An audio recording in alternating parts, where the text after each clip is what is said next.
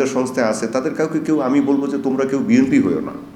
আজকে যারা military officer আছে বা পুলিশ অফিসার এমন কেউ বিএনপি হওয়ার তোমার দরকার নেই। আপনারা দেশের স্বার্থটাকে দেখেন। 2001 থেকে 6 সাল পর্যন্ত ভুল হয়েছে, এটা হয়েছে বেগম জিয়া স্নেহ করতেন এদেরকে। এখন স্নেহ করার প্রতিদান যদি কেউ এভাবে দেয় তা আপনি কিছু করতে পারবেন না। ধরেন আজকে যদি তারেক রহমান সাহেব তার একজন বিশ্বস্ত লোককে এক জায়গায় বসার, সে বিশ্বাসের মর্যাদাটা দেওয়া দরকার। তারেক রহমানের একটা নির্দেশনা সম্ভবত আছে, উনি কাউকে অ্যান্টাগনাইজ করতে চান না, উনি এই জিনিসগুলোকে আগের এই ক্ষতিগুলোর মধ্যে নিয়ে যেতে চান না। যেমন আপনি হয়তো লক্ষ্য করেছেন বঙ্গভবন বা অন্যান্য জায়গায় আওয়ামী লীগপন্থী সাংবাদিকরাও দাওয়াত পাচ্ছেন, আমাদের আওয়ামী লীগপন্থী সামরিক অফিসাররাও দাওয়াত পেয়েছেন। অনেকে আমাকে বলছে দাওয়াত পায় কেমন, আমাকে যেতে দেন, অসুবিধা কি, কেন আপনি ঠেকাবেন?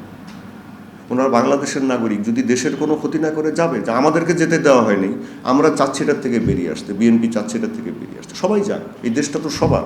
তারাও গিয়ে তার স্বাধীনতা দিবসের ইটা উপভোগ করুক।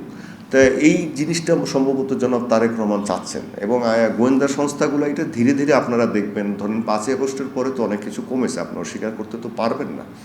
তারা তো অনেক পরিশুদ্ধ হওয়ার চেষ্টা করছে, আপনি একবারে তো সব কিছু করতে পারবেন না। আবার অনেক কিছু আছে, আপনি লক্ষ্য করেছেন যে আমাদের নিরাপত্তা বিভিন্ন সাইড দিয়ে সংকট তৈরি হয়, উগ্রবাদ দিয়ে তৈরি হয়, আপনার বিভিন্ন বিদেশি রাষ্ট্র আমাদের উপরে বিভিন্নভাবে চাপ দেয়। তারপরে পার্বত্য চট্টগ্রামে আমাদের অনেক সমস্যা আছে। আবার আমাদের নিজেদের মধ্যে অনেক মাথামোটা লোকজন আছে।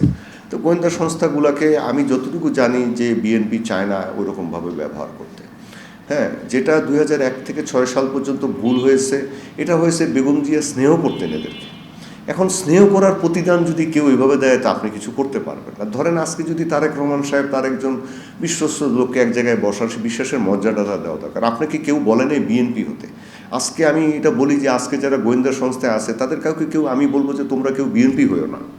আজকে যারা মিলিটারি অফিসার আছে বা পুলিশ অফিসার এমন কেউ বিএনপি হওয়ার তোমার দরকার নেই। যারা সরকারি একটা পদ হোল্ড করে, আমি সবাইকে বলবো যে আপনারা কেউ বিএনপি হতে চান না, আপনারা দেশের স্বার্থটাকে দেখেন। আপনারা দেখেন যে হ্যাঁ, এই সরকারটা জনগণের নির্বাচিত সরকার।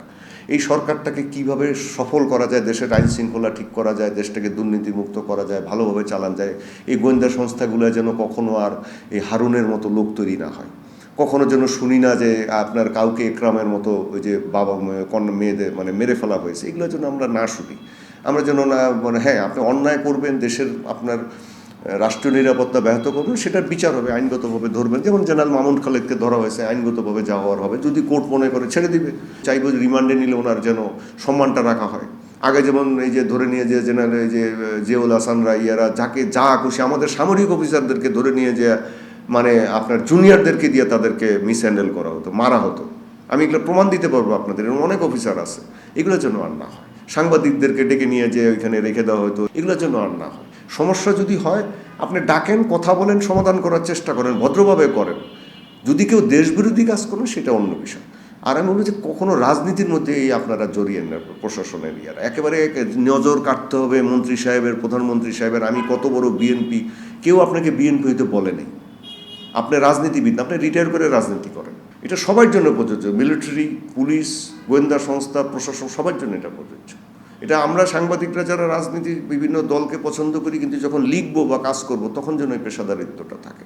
এই আমি যেমন এই কথাটা বলছি, এটা হচ্ছে আমার ব্যক্তিগত অভিমত। কিন্তু আপনি আমাকে রিপোর্ট করতে দেন, আমি তো একজন রিপোর্টার। আমি রিপোর্ট করলে কি আমি কি এগুলো করবো? আমি তখন রিপোর্টটা করবো অন্যভাবে। রিপোর্ট হচ্ছে আমি যেটা দেখছি, যেটা করার সেটা আমি করবো। এই পার্থক্যটা যেন বোঝার মধ্যে থাকে সবাই।